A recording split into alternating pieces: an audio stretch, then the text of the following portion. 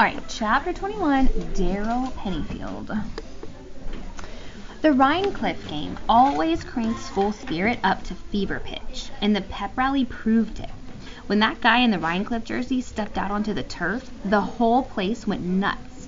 Sure, we understood that it wasn't a real Rhinecliff Raider who had wandered into our stadium, but every single player knew exactly what was supposed to come next. By the time Zach yelled, "Get him!" most of us were already up to full speed.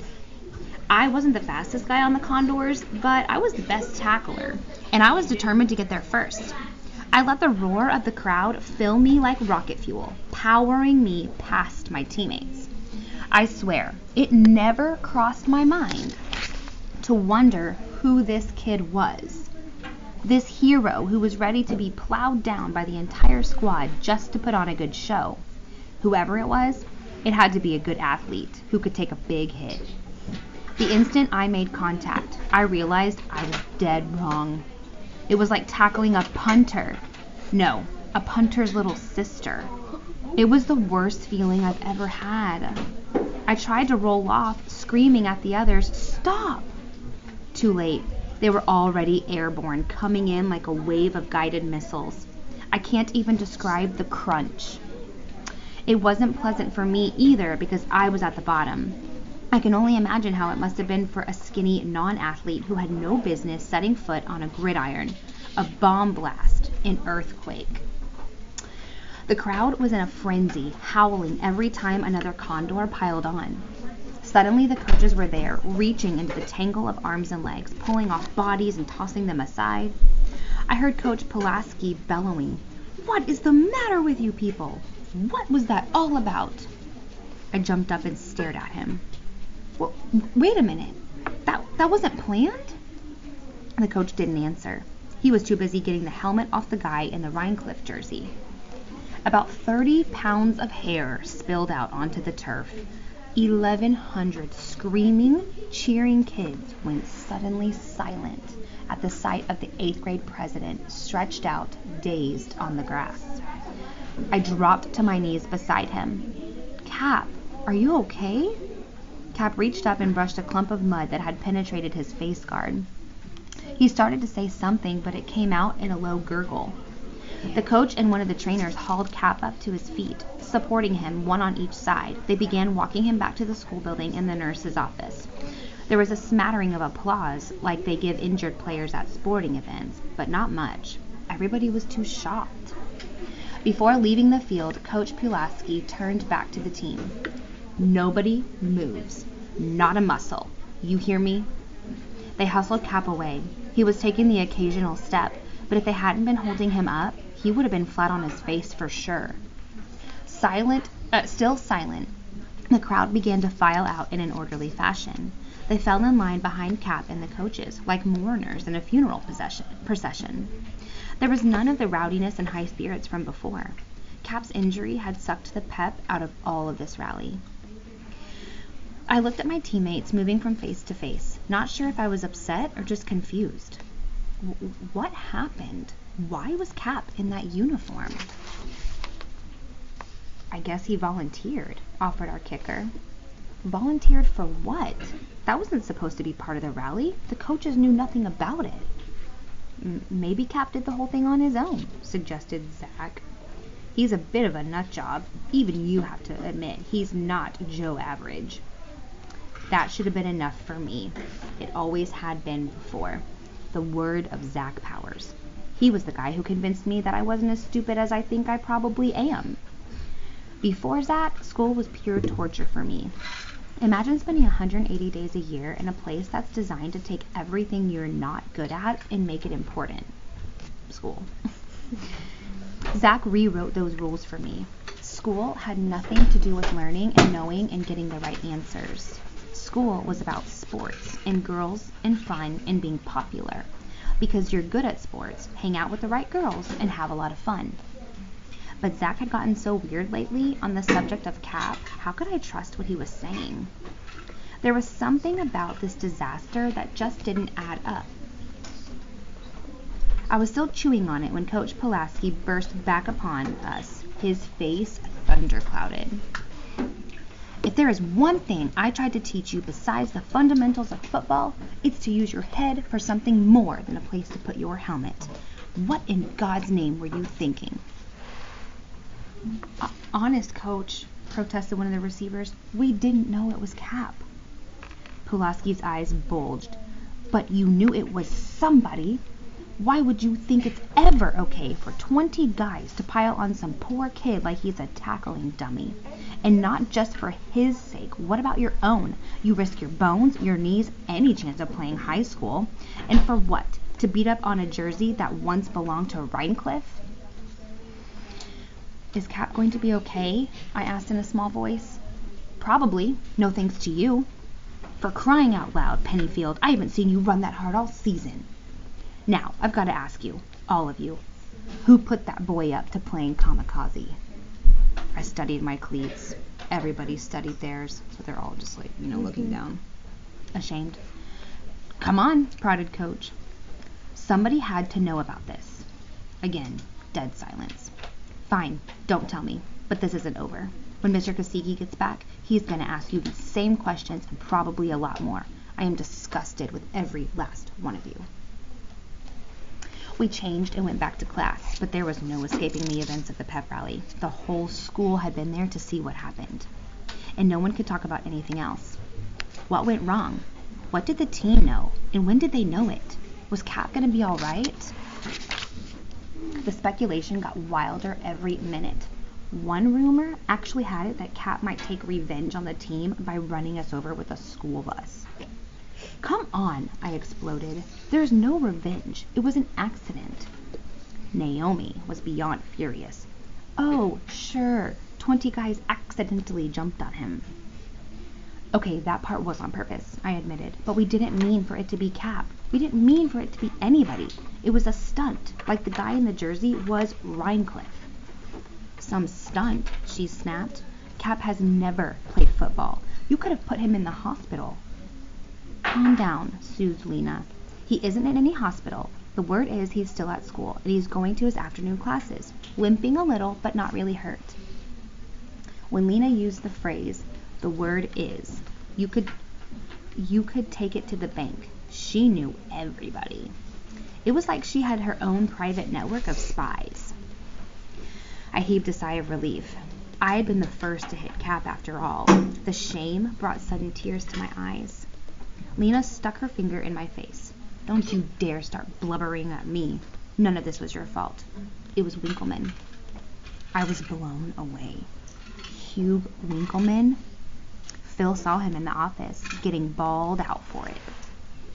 None of us were Winkleman fans, but I couldn't believe Hugh would do anything to hurt Cap. Cap was the closest thing he had to a friend. Not to mention that the wuss didn't even have the guts to hurt a fly.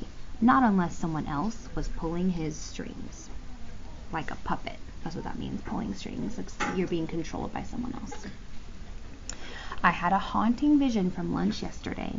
Hugh at a corner table, deep in conversation with Zach. Those two were worst enemies. Yet they had been hunched over that table, almost like they were plotting something. Zach was the captain of the Condors. He knew about the pep rally. He knew the locker room setup in the long-time rivalry with Rhinecliff. And he had a grudge against Cap that was growing bigger every minute. I guess I must have looked like the Incredible Hulk, sickly green, bursting out of my shirt in sheer rage. My own best friend, the guy I admired so much that I tried to be just like him. Daryl, what's wrong? Lena asked in alarm. Without answering, I raced down the hall toward Zach's locker, each stride longer than the last. How many times had I gone there to be his sidekick and his yes man, to tell him what he wanted to hear? Well, he wasn't going to want to hear this. It was class change, so the corridor was crowded. I kept on moving. There was no point in being a linebacker if you couldn't clear a path with your shoulder. If I doubted Zach's guilt, the expression on his face when he saw me gave it all away. He knew that I knew. You, I accused, you did this to Cap. You couldn't fight your own battles. You had to use the whole football team as a weapon. He played dumb. What are you babbling about? I didn't do anything to Cap. It was Winkleman. Haven't you heard? It's all over the school. And who put him up to it? I ranted. I know it's you. I saw you two planning in the cafeteria. You're delusional. It was classic Zach, the sneering, superior put-down tone that he used on other people, but never on me. You're just feeling guilty because you're the one who hit him. We all hit him, I said hotly. But who got there first? You practically broke your neck doing it. No way you were going to be denied the pleasure of planting your helmet right between those numbers. The fact that he was 100% right made me that much madder. I was so pumped with rage that I didn't notice Cap himself joining the spectators around us. Zach wasn't done yet. To be honest, I'm kind of impressed, Daryl. I never knew you could get that kind of speed out of that fat caboose of yours. And I snapped. Totally. Zach was smarter than I was, and I was never going to win this argument using just my mouth. It was time for my knuckles to take over. Honest, I didn't even know Cap was there. I didn't recognize the voice that said, "Violence is not the answer." All I felt was my fist slamming into something about 18 inches closer than its intended receiver. When the burning haze cleared from my eyes, the first person I saw was Zach, untouched and laughing at me. Down at my feet lay Cap, out cold, his nose gushing blood like a geyser. He got in his way. Not again! No! I whimpered, horror-struck. The hall just about exploded with agitated chatter. The news spread like wildfire that the 8th grade president was down again. Zach was practically hysterical.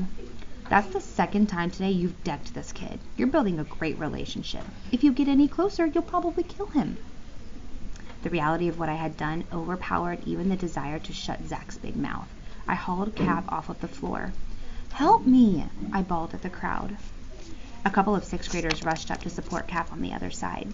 We hustled him through the maze of gawkers. I noticed he was starting to come around because he was mumbling about peace and nonviolence.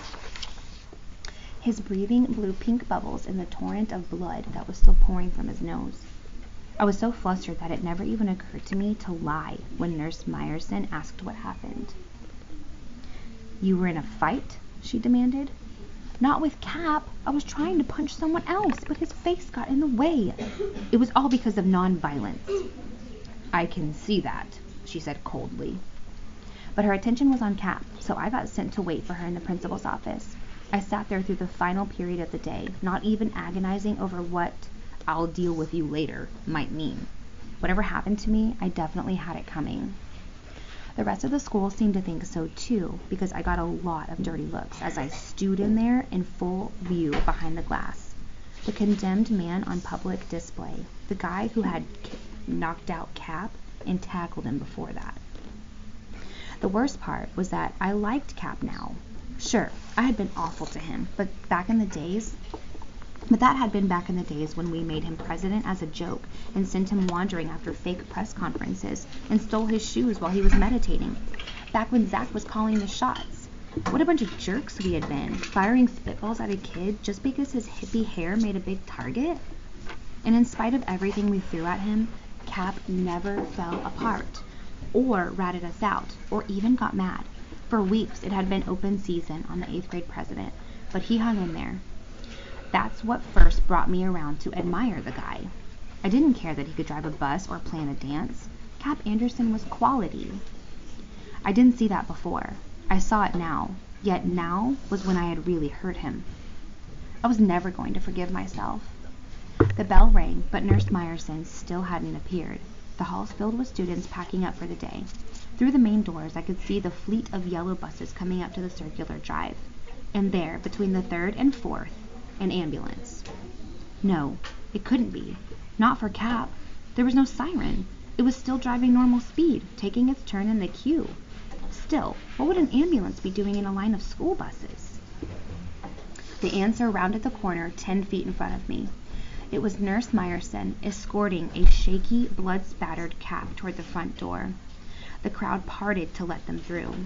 Outside, kids waiting to board their buses formed an aisle that led to the rear of the EMS unit. I didn't care how much trouble I was in. I raced out of the office and blasted through the double doors. The scene was eerie. All eyes were on Cap, but no one was saying a word. Not a peep, not even a whisper. The only sounds were the idling engines and the flapping of the flag on the pole. I cupped my hands to my mouth. Cap, I'm sorry. It was an accident, both times. I was too late. Nurse Meyerson helped him get up into the ambulance, and the greatest 8th grade president we ever had was gone.